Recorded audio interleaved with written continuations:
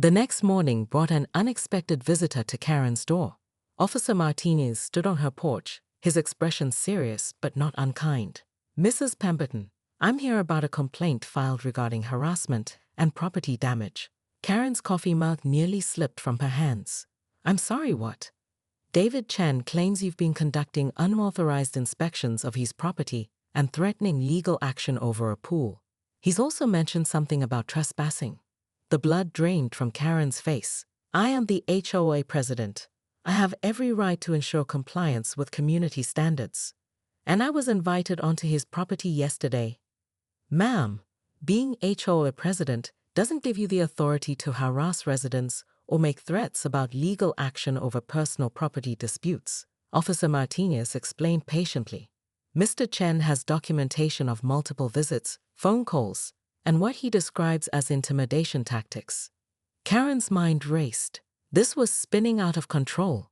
"Officer, I think there's been a misunderstanding. I'm simply trying to maintain community standards. The pool has been empty for months, and according to our HOA covenant." "The HOA covenant doesn't supersede local laws about harassment, Mrs. Pemberton.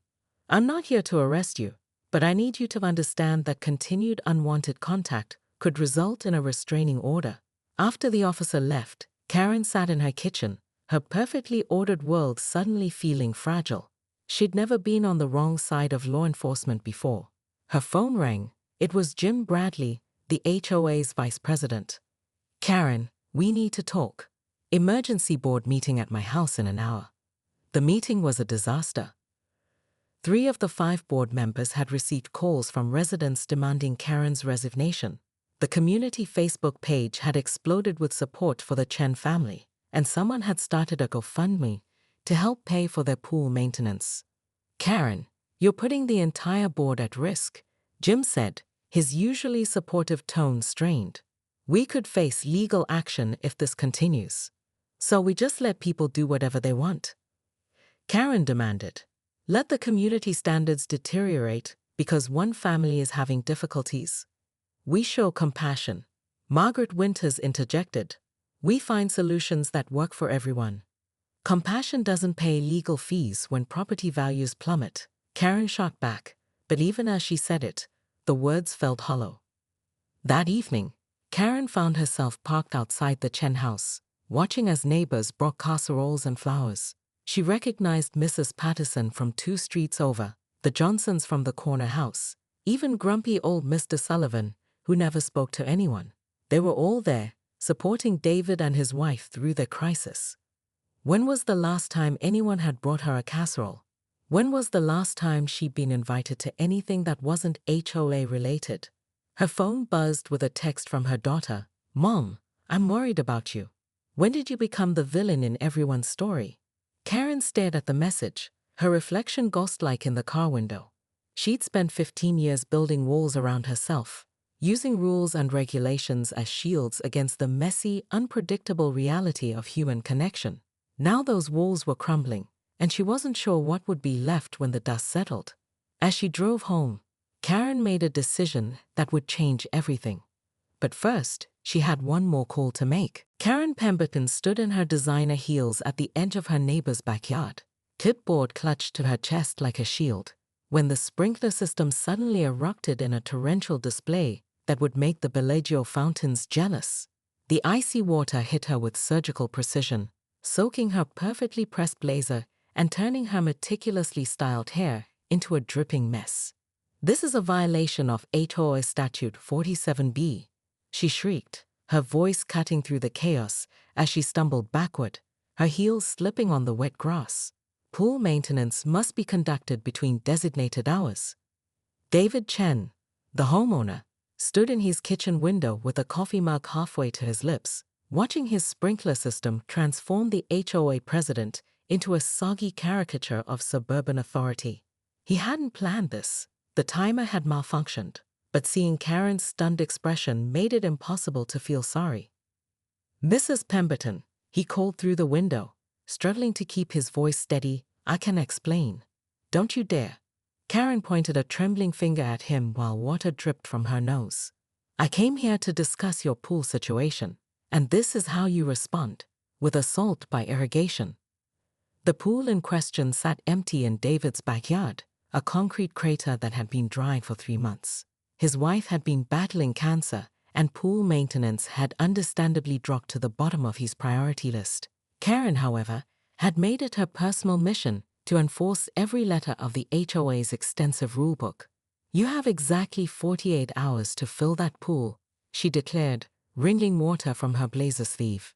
Section 12 of the community guidelines clearly states that pools must be maintained in working order year-round. No exceptions. David stepped outside, his face a mixture of disbelief and exhaustion. "Karen, my wife just finished chemo. We're dealing with medical bills, and frankly, the pool is the least of our concerns right now." "Personal circumstances don't override community standards," Karen replied, her voice softening slightly before hardening again. "The property values in Meadowbrook Estates depend on everyone following the rules. If I make an exception for you, where does it end?" She turned to leave, then paused. "Fill the pool, David, or I'll be forced to pursue other options." As she marched away, water squelching in her shoes, Karen pulled out her phone and scrolled through her contacts. The HOA's attorney was expensive, but some battles were worth fighting. She'd built her reputation on maintaining order in their pristine community, and she wasn't about to let a dry pool or a sob story undermine that legacy. Behind her, David watched from his doorway, a new determination settling in his chest. He'd been pushed around enough. Karen's hands trembled as she dialed the number she'd memorized years ago, but never used. The HOA attorney's office was closed, but she left a voicemail that would cost her everything she'd built. "This is Karen Pemberton from Meadowbrook Estates. I'm calling to withdraw the legal action against David Chen. Please send me the final bill." The next morning, she stood in her bathroom mirror, applying makeup with shaking hands. She'd called an emergency HOA meeting, but this time, she wouldn't be running it. She'd be facing it. The community center was packed. Word had spread through the neighborhood like wildfire, and residents who hadn't attended a meeting in years filled every seat. Karen walked to the front, her usual confidence replaced by something she hadn't felt in years: genuine vulnerability. "I owe you all an apology," she began, her voice barely above a whisper, "especially David and Lisa Chen." The room fell silent. Margaret Winters looked stunned. Jim Bradley's mouth hung open. "I became so focused on maintaining order that I forgot why we have a community in the first place," Karen continued, finding her voice. "It's not about perfect lawns or filled pools. It's about people taking care of each other." David Chen sat in the third row, his expression unreadable. His wife Lisa was beside him, thin from treatments but present. "I've been HOA president for 15 years, Karen said, her voice growing stronger. "I've enforced every rule, maintained every standard, and protected every property value. But I've also become someone I don't recognize, someone my late husband wouldn't recognize." She paused, looking directly at David. "I've withdrawn the legal action. I'm also proposing an amendment to our HOA bylaws. A compassionate exception clause for residents facing medical emergencies or family crisis." The room erupted in murmurs. Karen raised her hand for silence. "Furthermore, I'm announcing my resignation as HOA president, effective immediately." This time, the reaction was explosive. Shouts of surprise, some applause, and more than a few gasps filled the air. Karen had just dismantled the power structure that had defined her life for over a decade. "But before I go," she said, reaching into her purse, "I have something for the Chen family." She pulled out a check, her hands steady now. "This is from my personal account. It should cover pool maintenance and then some." David stood up, his face flushed with emotion. "Karen, I can't." "You can," she said firmly. "It's not charity. It's what neighbors do." As the meeting dissolved into chaos, Karen slipped out the back door. She sat in her car, feeling simultaneously empty and full. Her phone buzzed with messages, some supportive, some angry, all of them proof that she'd finally done something that mattered. Her daughter's text came through. "Mom, I'm so proud of you. Dad would be too." Karen smiled for the first time in months. She'd spent years building a reputation as the neighborhood enforcer, but in one night, She'd discovered something far more valuable, the possibility of redemption. But as she drove home, she noticed a black sedan following her. The driver was taking photos, and Karen's stomach dropped. The story was far from over. Karen's phone buzzed incessantly as she sat in her home office, surrounded by HOA binders and legal documents. The Meadowbrook Estates Community Board was in crisis mode, and she was the eye of the storm.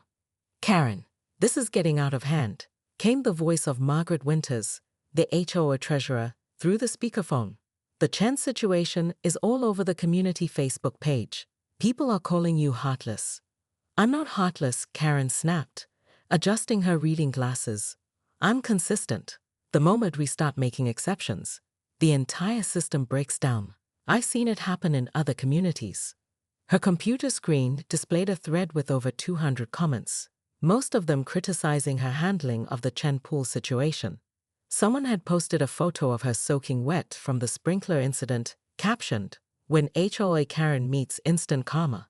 The doorbell rang, interrupting her mounting frustration. Through the peephole, she saw David Chen standing on her pristine front porch, holding an envelope. "Mr. Chen," she said, opening the door with her professional smile firmly in place. "I trust you're here to discuss pool compliance?" David's face was drawn, exhaustion evident in his eyes. "I'm here to ask you, person to person, to reconsider. My wife starts radiation next week. The pool contractor wants $8,000 upfront, and our insurance doesn't cover experimental treatments." Karen felt something twist in her chest, a sensation she quickly suppressed. "I understand your situation is difficult, but—" "No, you don't understand," David interrupted, his voice rising. "You live in your perfect house with your perfect lawn, making everyone else's life miserable because you have nothing better to do. When was the last time you faced a real problem, Karen?" The words hit harder than the sprinkler had. Karen's jaw tightened. "I've dedicated 15 years to this community. I've maintained property values, organized neighborhood events, and ensured everyone lives in a clean, safe environment. That's not nothing." "At what cost?" David asked quietly. "When did you become the person everyone avoids? When did you stop being a neighbor and become a dictator?" After he left, Karen sat in her living room, staring at the framed photo of her late husband on the mantel. Robert had always been the social one, the one who remembered birthdays and organized barbecues. After he died 5 years ago, the HOA had become her lifeline, a place where she had purpose, where she mattered. Her phone buzzed again. This time it was her daughter Sarah, calling from Seattle. "Mom, I saw the Facebook post. Are you really going after a cancer patient's pool?" Karen felt the walls closing in. "The rules exist for a reason, Sarah. If I don't enforce them, who will?" "Maybe that's the point, Mom. Maybe some things are more important than rules." That night, Karen couldn't sleep. She walked through her immaculate house, past the perfectly arranged furniture and the spotless surfaces, and wondered when her life had become so small. Outside her window, she could see the Chen house, where a light burned in the kitchen window, probably David, staying up with worry about bills and treatments and pools he couldn't afford to fill. For the first time in years, Karen questioned whether being right was worth being alone. 3 days after her dramatic resignation, Karen discovered that her act of contrition had unleashed forces she never anticipated. The black sedan belonged to a reporter from Channel 7 News, and her story had gone viral under the hashtag HOA Karen. Former HOA Terrence's shocking transformation will restore your faith in humanity, read the headline that her daughter forwarded to her. The article painted her as a villain turned hero, but Karen knew the truth was more complicated. She sat in her living room, now strangely quiet, without the constant HOA phone calls, when her doorbell rang. This time, it was Lisa Chen, carrying a plate of homemade cookies. "I wanted to thank you," Lisa said, settling into Karen's pristine living room, "not just for the money, but for showing David that people can change." Karen accepted the cookies, noting how Lisa's hands still shook slightly from the treatments.